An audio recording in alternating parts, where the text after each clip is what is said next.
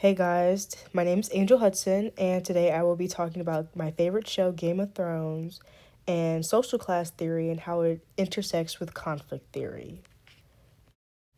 So, we're going to go through social class, consensus theory, conflict theory, and social mobility.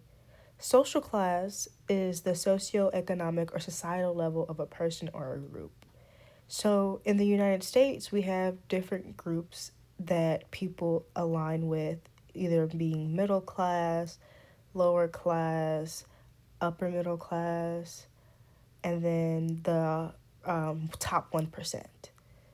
Consensus theory believes that social class is like a ladder. So, this is what people believe that the American dream is, that any one person can climb their way up from poverty to wealth. Conflict theory, however, is social class is a consequence of inequality. A good description of this is the way that minorities may see America, whereas you don't have much room for opportunity, you just have room to survive. And you have to make a lot of choices in daily life, knowing that survival is the end goal. And social mobility is the ability to change classes. So, in reality, we should be able to jump from poverty to wealth or wealth to poverty. But some places, that's just not the case. So, either they have rigid social mobility or loose social mobility. Before we get started, I would say the best observation of how the social class works in Westeros in the houses is to see how they treat the black sheep of the family. And based on how they treat the black sheep of the family, shows how they treat the rest of the people that they rule over. So we'll get started with the Starks. The Starks' home is in Winterfell. Their lord is Eddard Stark, or Ned. Their favorite saying is "Winter is coming." Robb Stark is the heir to Winterfell.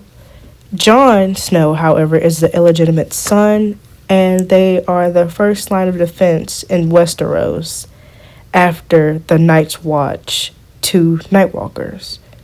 For purposes, we'll only need to know about Eddard Stark, Catelyn Tully or Stark, Lyanna Stark, Robb Stark, Sansa Stark, Arya Stark, Bran Stark, Rickon Stark, and Jon Snow. So, the lowest member of the Starks is Jon Snow. He is considered to be the black sheep because he's the illegitimate child of Ned Stark. Although this is true, nobody outside of this family is allowed to use it as his expense. Jon Snow is no less of a Stark than any of his family members. And on another note, Ned treats everyone in Winterfell as his family. Vision between House Stark and the people who live in Winterfell is very slim. They view social class like a ladder which anyone can move up or down. A quick rundown on the Baratheons. Baratheons gained control after the Mad King's death, married into the Lannisters. Robert Baratheon died very early on, leaving the throne to Joffrey, the evil, or the cruel, whichever one you decide, and division among the brothers for the throne rights became shortly after Robert's death. For the purpose of this video, we're only concerned about Robert, Cersei, Stannis, and Renly, as well as Gendry, Joffrey, Myrcella, and Tommen. So, the Baratheons got their control after the Mad King's death, Lord Rhaegar Targaryen.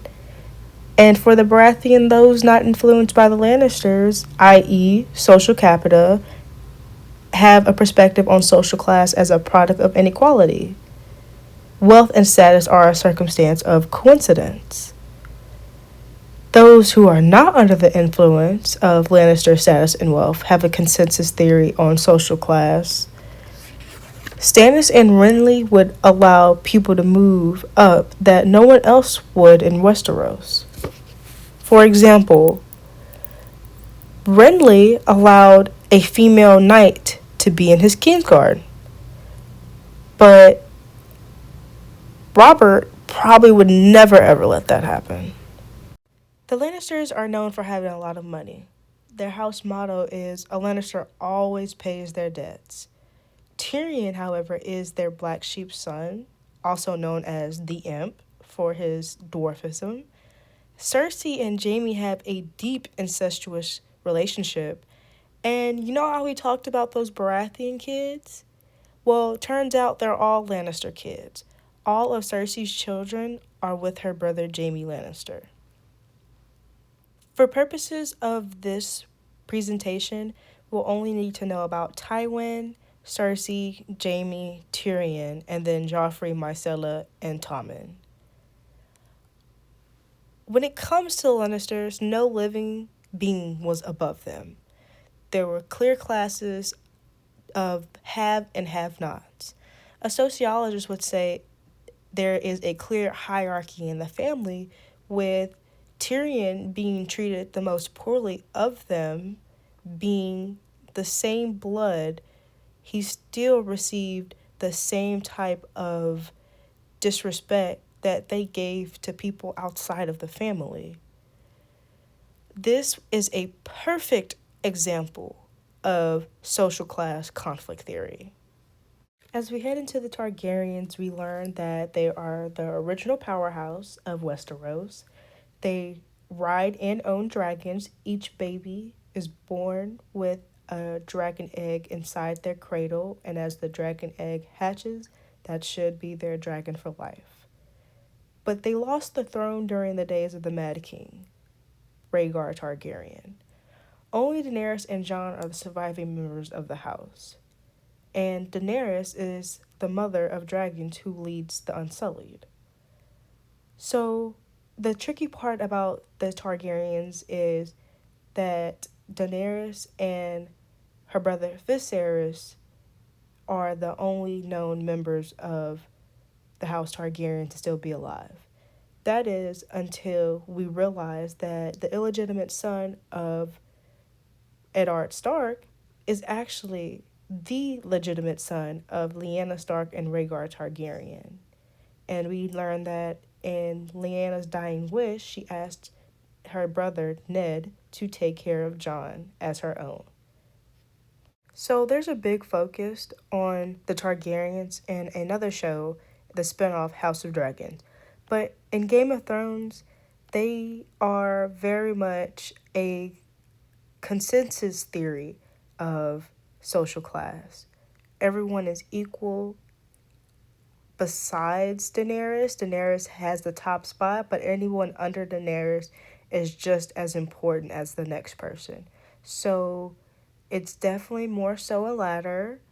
But if you looked at House of Dragons, they would have a different view where they saw it as conflict theory. And there was distinct social class. Targaryens can be seen on either side of the spectrum, whether it be consensus or conflict. It just depends on the time period that we examine them from. If we examine them from the Game of Thrones time period, they are definitely consensus because they believe that everyone is equal.